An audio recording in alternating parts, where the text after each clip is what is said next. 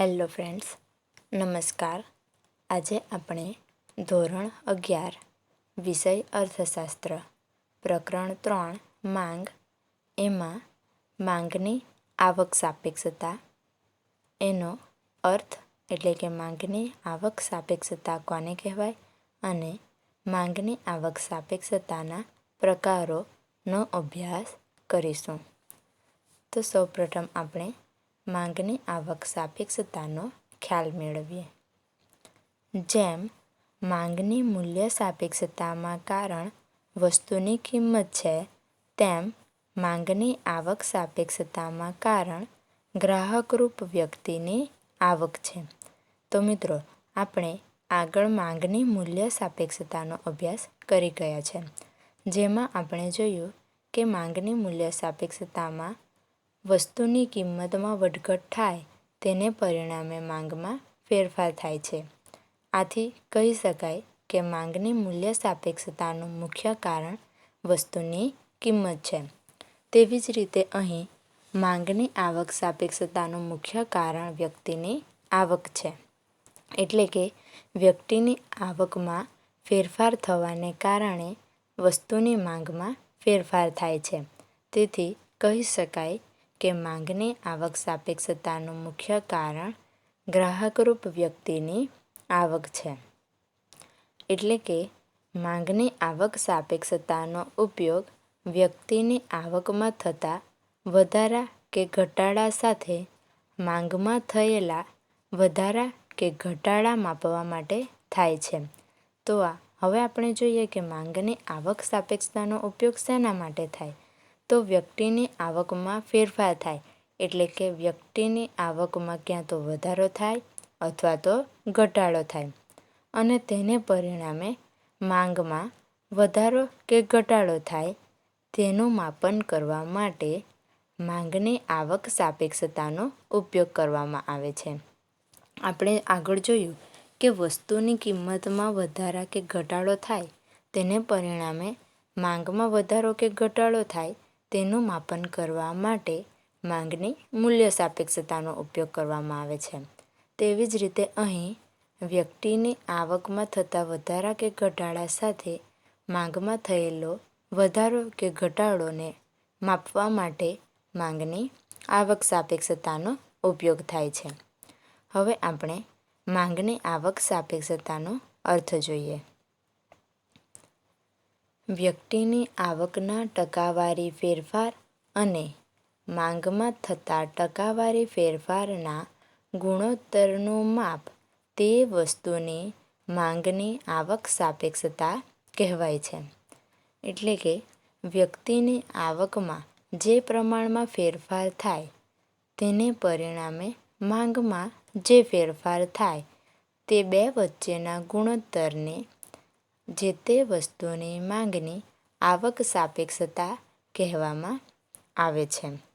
તો ગ્રાહકરૂપ વ્યક્તિની આવકમાં થતા ફેરફાર વડે વસ્તુની માંગમાં થતા ફેરફારને ભાગતા આવક સાપેક્ષતાનું માપ રજૂ કરી શકાય છે. આપણે જોયું કે આવકના ફેરફાર અને માંગના ફેરફારના ગુણોત્તરનું માપ એ જે તે વસ્તુની માંગની આવક સાપેક્ષતા છે. પરંતુ આ માંગની આવક સાપેક્ષતાનું માપ કઈ રીતે રજૂ કરી શકાય, એટલે કે એની ગણતરી કઈ રીતે કરી શકાય?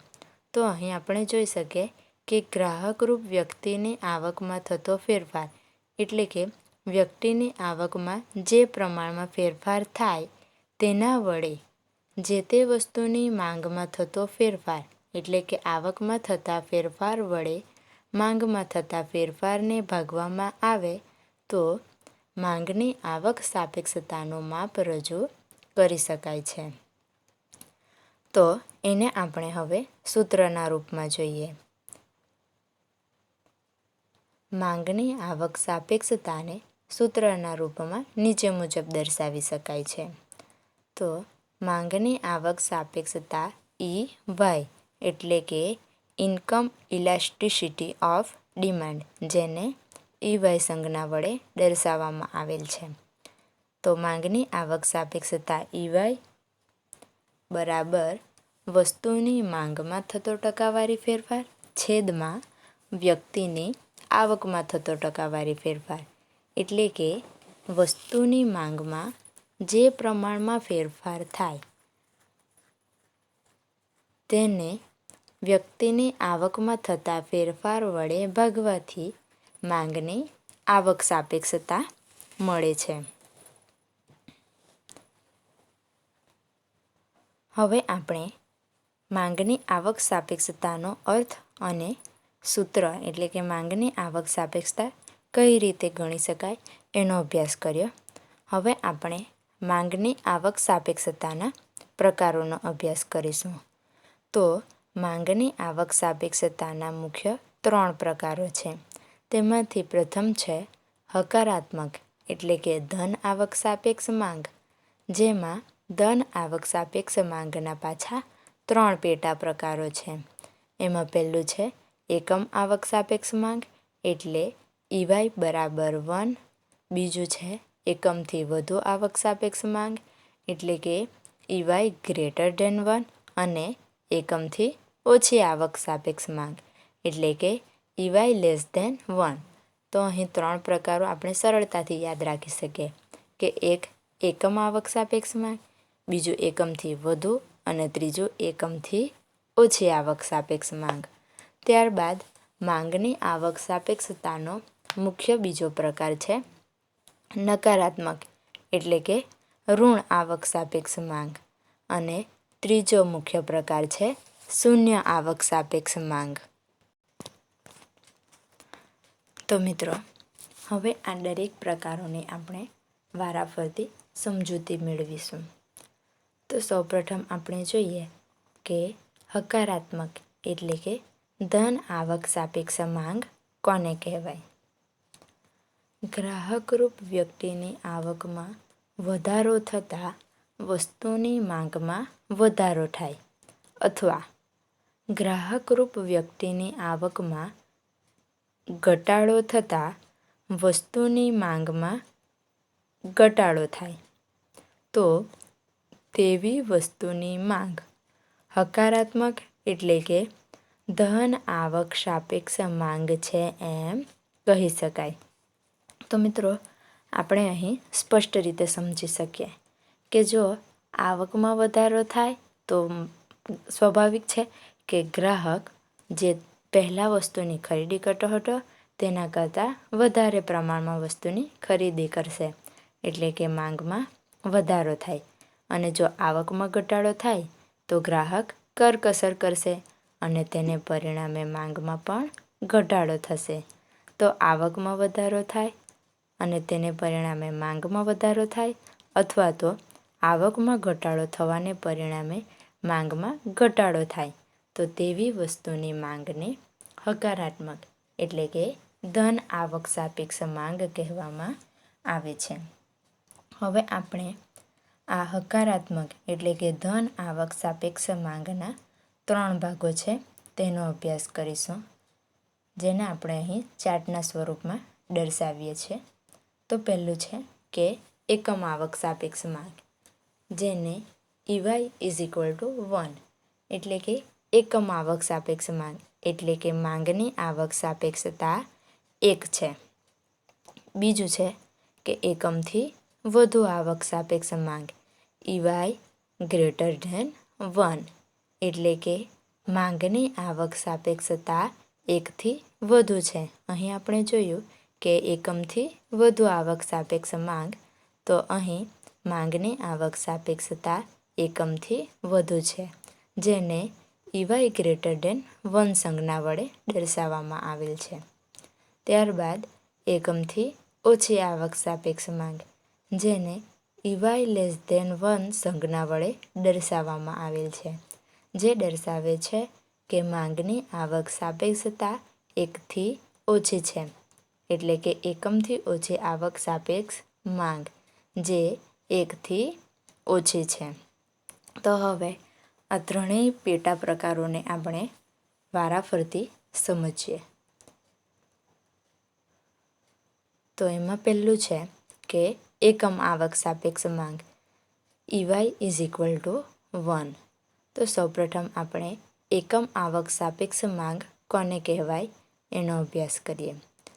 તો વ્યક્તિની આવકમાં થતો ફેરફાર અને વસ્તુની માંગમાં થતો ફેરફાર એક સમાન હોય તો તેવી વસ્તુની માંગને એકમ આવક સાપેક્ષ માંગ કહે છે. તો આપણે અહીં જોઈ શકીએ છીએ કે એકમ આવક સાપેક્ષ માંગને EY = 1 સંજ્ઞા વડે દર્શાવવામાં આવેલ છે. એટલે કે જ્યાં માંગની આવક સાપેક્ષતા 1 હોય તો 1 ત્યારે જ આવે કે જ્યારે આવકમાં જે પ્રમાણમાં ફેરફાર થાય તે જ પ્રમાણમાં માંગમાં ફેરફાર થાય, ત્યારે જ આપણને એકમ આવક સાપેક્ષ માંગ છે એમ કહી શકાય. તો આવકમાં ફેરફાર થાય એટલે કે આવકમાં જેટલા પ્રમાણમાં ફેરફાર થાય તેટલા જ પ્રમાણમાં માંગમાં ફેરફાર થાય. એટલે કે આવકનો ફેરફાર અને માંગનો ફેરફાર એક સરખો હોય તો તેવી વસ્તુની માંગને એકમ આવક સાપેક્ષ માંગ છે એમ કહી શકાય. તો મિત્રો, આપણે આ એકમ આવક સાપેક્ષ માંગને સરળતાથી સમજવા માટે એક ઉદાહરણ જોઈએ. તો હવે આપણે એકમ આવક સાપેક્ષ માંગનું ઉદાહરણ જોઈએ. તો ધારો કે કોઈ વ્યક્તિની આવકમાં 20%નો વધારો થાય અને તેને પરિણામે માંગમાં પણ 20%નો વધારો થાય તો તેવી વસ્તુની માંગને એકમ આવક સાપેક્ષ માંગ છે એમ કહી શકાય. આપણે વ્યાખ્યામાં જોયું કે આવકમાં જેટલા પ્રમાણમાં ફેરફાર થાય તેટલા જ પ્રમાણમાં માંગમાં ફેરફાર થાય. એટલે કે આવકમાં થતો ફેરફાર અને માંગમાં થતો ફેરફાર એક સરખો હોય તો તે એકમ આવક સાપેક્ષ માંગ છે એમ કહી શકાય. તો અહીં આપણે ઉદાહરણમાં સ્પષ્ટ રીતે જોઈ શકીએ કે વ્યક્તિની આવકમાં 20%નો વધારો થાય અને તેને પરિણામે માંગમાં પણ 20%નો વધારો થાય છે તો એ એકમ આવક સાપેક્ષ માંગ છે એમ કહી શકાય. હવે આપણે એકમ આવક સાપેક્ષ માંગની સંજ્ઞા જોઈ કે EY = 1 એ કેવી રીતે થાય છે એને આપણે હવે આ ઉદાહરણને આપણે સૂત્ર દ્વારા સમજીએ, જેથી આપણે સ્પષ્ટ રીતે એકમ આવક સાપેક્ષ માંગને સમજી શકીએ. તો આપણે અહીં માંગની આવક સાપેક્ષતાનું સૂત્ર મૂકીશું. તો માંગની આવક સાપેક્ષતાનું સૂત્ર છે કે માંગની આવક સાપેક્ષતા બરાબર માંગમાં થતો ટકાવારી ફેરફાર છેદમાં વ્યક્તિની આવકમાં થતો ટકાવારી ફેરફાર. તો આપણે ઉદાહરણમાં જોયું કે માંગમાં 20%નો વધારો થાય છે અને વ્યક્તિની આવકમાં પણ 20%નો વધારો થાય છે. તો અહીં આપણે 20/20 = 1 એટલે અહીં એકમ આવક સાપેક્ષ માંગ સ્પષ્ટ થાય છે કે EY = 1 એટલે કે માંગમાં થતો ફેરફાર અને આવકમાં થતો ફેરફાર એક સમાન છે. એટલે કે EY = 1, જેને આપણે કહી શકીએ કે આ એકમ આવક સાપેક્ષ માંગ છે. હવે આપણે હકારાત્મક એટલે કે ધન આવક સાપેક્ષ માંગનો બીજો પેટા પ્રકાર એકમથી વધુ આવક સાપેક્ષ માંગ તેનો અભ્યાસ કરીશું, જેને EY > 1 સંજ્ઞા વડે દર્શાવવામાં આવેલ છે. તો સૌપ્રથમ આપણે વ્યાખ્યા જોઈએ. તો વ્યક્તિની આવકમાં થતો ફેરફાર વસ્તુની માંગમાં થતા ફેરફાર કરતાં ઓછો હોય તો તેવી વસ્તુની માંગને એકમથી વધુ આવક સાપેક્ષ માંગ છે એમ કહી શકાય. તો અહીં આપણે જોયું કે એકમથી વધુ આવક સાપેક્ષ માંગ. તો અહીં આવકમાં થતો ફેરફાર માંગમાં થતા ફેરફાર કરતાં ઓછો હોય એટલે કે આવકમાં ઓછા પ્રમાણમાં ફેરફાર થાય તેના પ્રમાણમાં માંગમાં વધારે ફેરફાર થાય. આથી એને એકમથી વધુ આવક સાપેક્ષ માંગ છે એમ કહી શકાય. હવે આપણે આ એકમથી વધુ આવક સાપેક્ષ માંગને ઉદાહરણ દ્વારા સમજીએ. ઉદાહરણ: ધારો કે કોઈ વ્યક્તિની આવકમાં 10% વધારો થાય અને તેને પરિણામે માંગમાં 20% વધારો થાય તો તેવી વસ્તુની માંગને એકમથી વધુ આવક સાપેક્ષ માંગ કહે છે. આપણે જોયું કે આવકમાં થતા ફેરફાર કરતાં માંગમાં થતો ફેરફાર વધુ હોય તેને એકમથી વધુ આવક સાપેક્ષ માંગ કહે છે. તો અહીં ઉદાહરણમાં આવકમાં 10%નો ફેરફાર થાય છે જ્યારે માંગમાં 20%નો ફેરફાર થાય છે તો આ એકમથી વધુ આવક સાપેક્ષ માંગ છે એમ કહી શકાય. હવે આપણે EY ગ્રેટર ધેન 1ને સમજવાનો પ્રયત્ન કરીએ. તો આ ઉદાહરણને આપણે સૂત્રમાં મૂકીએ. તો માંગની આવક સાપેક્ષતાનું સૂત્ર છે કે માંગની આવક સાપેક્ષતા EY બરાબર વસ્તુની માંગમાં થતો ટકાવારી ફેરફાર છેદમાં વ્યક્તિની આવકમાં થતો ટકાવારી ફેરફાર. તો આપણે ઉદાહરણમાં જોયું કે માંગમાં 20%નો વધારો થાય છે જ્યારે આવકમાં 10%નો વધારો થાય છે. તો આપણે જોઈએ તો 20/10 બરાબર 2. તો આપણને મળશે માંગની આવક સાપેક્ષતા EY બરાબર 2. તો આપણે અહીં જાણી શકીએ કે EY એટલે કે માંગની આવક સાપેક્ષતા એ 1થી વધુ છે જેને EY ગ્રેટર ધેન 1 એવી રીતે લખી શકાય. તો EY ગ્રેટર ધેન 1 એ એકમથી વધુ આવક સાપેક્ષ માંગ દર્શાવે છે. હવે આપણે હકારાત્મક એટલે કે ધન આવક સાપેક્ષ માંગનો ત્રીજો પેટા પ્રકાર એકમથી ઓછી આવક સાપેક્ષ માંગ એટલે કે EY લેસ ધેન 1 જેને EY લેસ ધેન 1 સંજ્ઞા વડે દર્શાવવામાં આવેલ છે. તો સૌપ્રથમ આપણે વ્યાખ્યા જોઈએ. તો વ્યક્તિની આવકમાં થતો ફેરફાર વસ્તુની માંગમાં થતા ફેરફાર કરતાં વધુ હોય તો તેવી વસ્તુની માંગને એકમથી ઓછી આવક સાપેક્ષ માંગ કહે છે. આપણે એકમથી વધુ આવક સાપેક્ષ માંગમાં જોયું કે આવકમાં થતો ફેરફાર એ માંગમાં થતા ફેરફાર કરતાં ઓછો હોય તો એકમથી વધુ આવક સાપેક્ષ માંગ, જ્યારે આવકમાં થતો ફેરફાર એ માંગમાં થતા ફેરફાર કરતાં વધુ હોય એટલે કે એનાથી ઉલટું તો તેવી વસ્તુની માંગને એકમથી ઓછી આવક સાપેક્ષ માંગ કહે છે. હવે આપણે આ બાબતને ઉદાહરણ દ્વારા સમજીએ. તો ધારો કે કોઈ વ્યક્તિની આવકમાં 20%નો વધારો થાય અને તેને પરિણામે માંગમાં 10%નો વધારો થાય તો તેવી વસ્તુની માંગને એકમથી ઓછી આવક સાપેક્ષ માંગ કહે છે. આપણે સૂત્રમાં જોયું કે વ્યક્તિની આવકમાં થતો ફેરફાર એ માંગમાં થતા ફેરફાર કરતાં વધુ હોય તો આપણે ઉદાહરણમાં જોઈ શકીએ કે આવકમાં 20%નો ફેરફાર થાય છે અને માંગમાં 10%નો ફેરફાર થાય છે એટલે કે આવકમાં થતો ફેરફાર વધુ છે. તેથી આવી વસ્તુની માંગને એકમથી ઓછી આવક સાપેક્ષ માંગ છે એમ કહી શકાય. હવે આપણે EY લેસ ધેન 1 સંજ્ઞાને આ ઉદાહરણ દ્વારા સમજવાનો પ્રયત્ન કરીએ. તે માટે આપણે માંગની આવક સાપેક્ષતાનું સૂત્ર મૂકીશું. તો માંગની આવક સાપેક્ષતા બરાબર માંગમાં થતો ટકાવારી ફેરફાર છેદમાં આવકમાં થતો ટકાવારી ફેરફાર. તો આપણે જોયું કે માંગમાં 10%નો વધારો થાય છે જ્યારે વ્યક્તિની આવકમાં 20%નો વધારો થાય છે.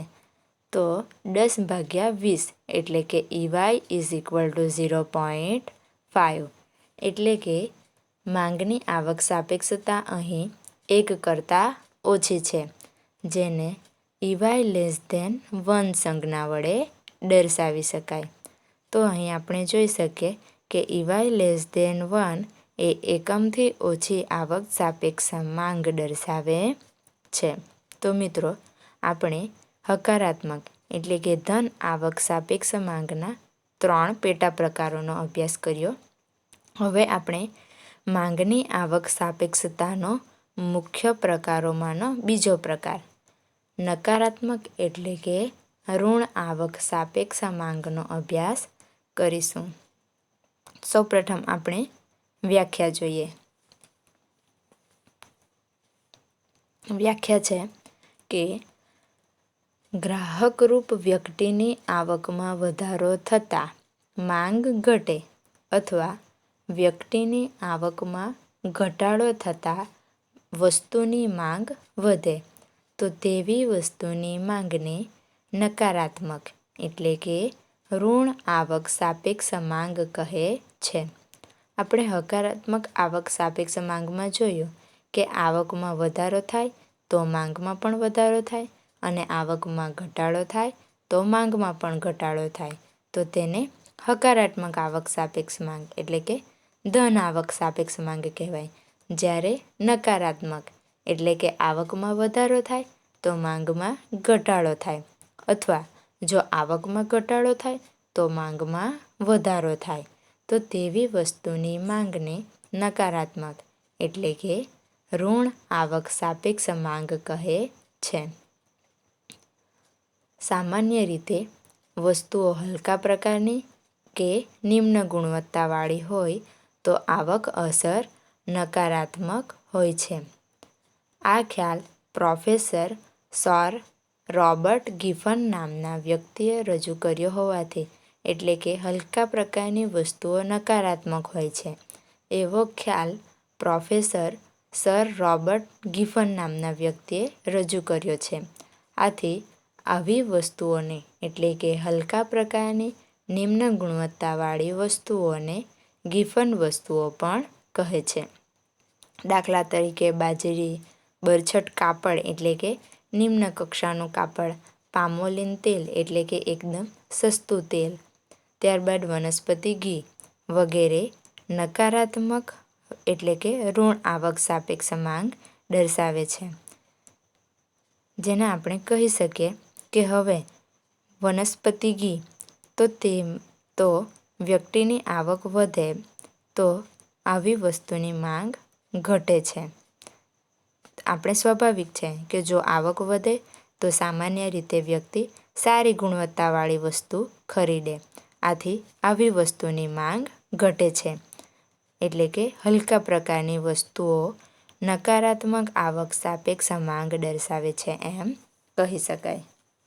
હવે આપણે માંગની આવક સાપેક્ષતાનો ત્રીજો પ્રકાર શૂન્ય આવક સાપેક્ષ માંગ તેનો અભ્યાસ કરીશું. તો સૌપ્રથમ આપણે વ્યાખ્યા જોઈએ.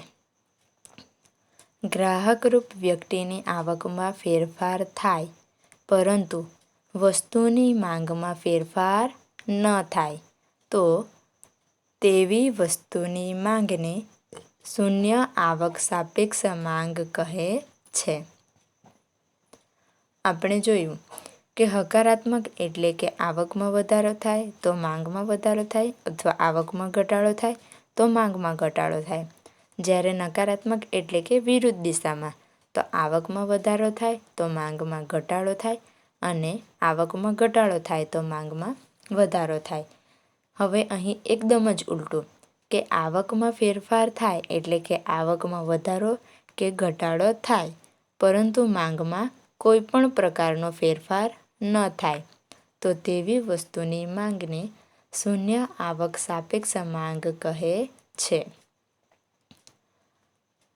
ઉદાહરણ આપણે જોઈએ તો ધારો કે કોઈ વ્યક્તિની આવકમાં 20% વધારો થાય પરંતુ માંગમાં કોઈ પણ પ્રકારનો ફેરફાર ન થાય તો તેવી વસ્તુની માંગને શૂન્ય આવક સાપેક્ષ માંગ કહે છે.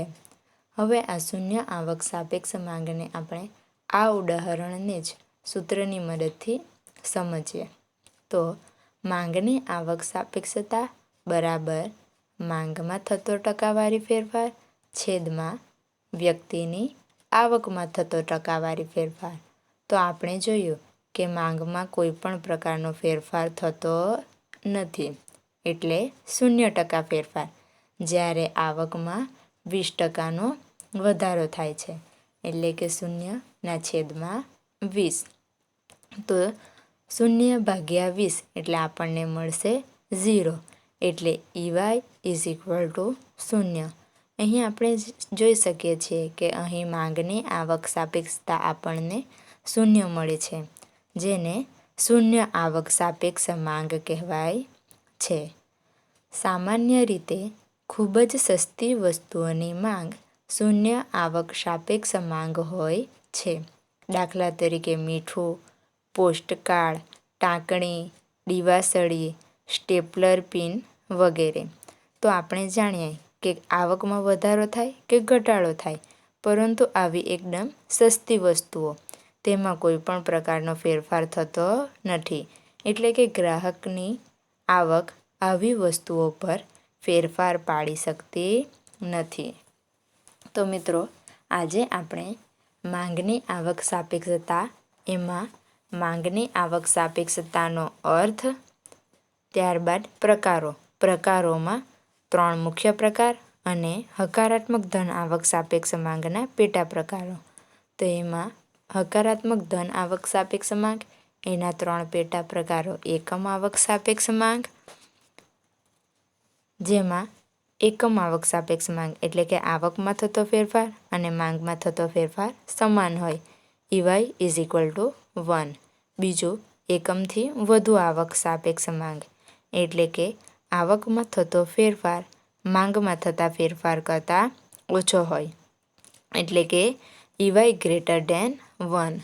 ત્રીજું, એકમથી ઓછી આવક સાપેક્ષ માંગ, એટલે કે આવકમાં થતો ફેરફાર વસ્તુની માંગમાં થતા ફેરફાર કરતાં વધુ હોય, એટલે કે EY < 1.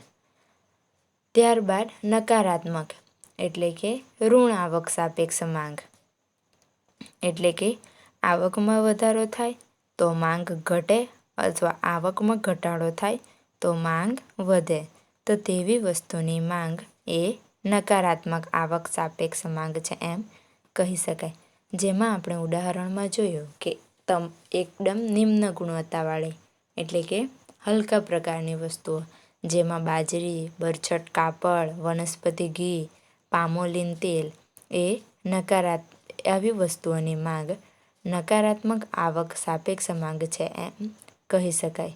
ત્યારબાદ ત્રીજો મુખ્ય પ્રકાર શૂન્ય આવક સાપેક્ષ માંગ, એટલે કે વ્યક્તિની આવકમાં ગમે તેટલા પ્રમાણમાં ફેરફાર થાય, પરંતુ માંગમાં કોઈ પણ પ્રમાણમાં ફેરફાર ન થાય, તો તેવી વસ્તુની માંગને શૂન્ય આવક સાપેક્ષ માંગ.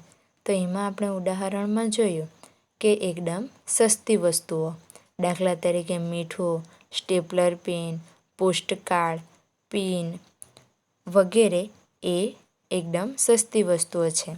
તો આવી વસ્તુઓની માંગ શૂન્ય આવક સાપેક્ષ માંગ છે એમ કહી શકાય. આજે આપણે આટલી બાબતોનો અભ્યાસ કર્યો. હવે પછીના ભાગમાં આપણે માંગની પ્રતિમૂલ્ય સાપેક્ષતા કોને કહેવાય તેનો અભ્યાસ કરીશું. ત્યારબાદ માંગની મૂલ્ય સાપેક્ષતા માપવાની પદ્ધતિ કઈ છે એનો અભ્યાસ કરીશું. Thank you friends.